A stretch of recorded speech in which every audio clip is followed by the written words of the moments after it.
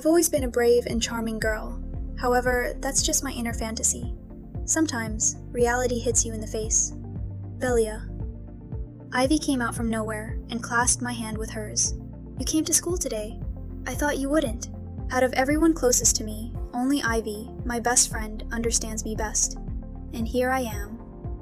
Let go of my hand. Why is your palm so sweaty? I said with repulsion as I withdrew my hand from her grip and took a handkerchief from my pocket to wipe off the grime on my palm. Ivy didn't mind my words and looked at me worriedly. What's wrong with our dear Belia? Are you in a bad mood? What's that red spot on your forehead? Did you hit your head on something? She reached out to touch my forehead, but I swiped it away. It's nothing. I'm fine.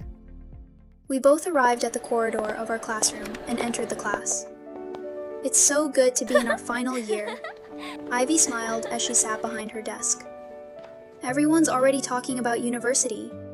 Which school do you plan on going to, Belia? She turned to look at me as she asked. Farming, I replied indifferently as I took out my books from my bag. Farming? Ivy was first stunned by my reply before she burst into laughter. Come on, cut the jokes. You're so bad at telling one. Tell me, where exactly are you going? Do I have to tell you everything about my life? I guess you're in a bad mood today. Ivy saw through my mood and stopped asking me questions.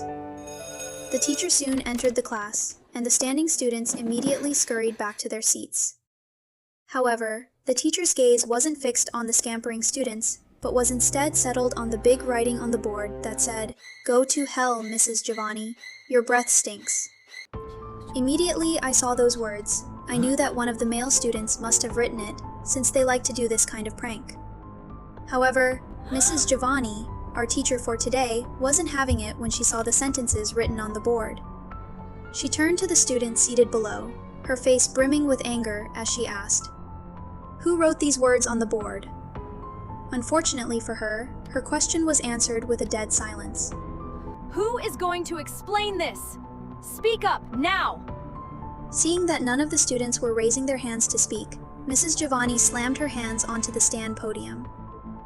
Wow, what a perfect cooperation. However, you know what? You're all failing this course. What? No way.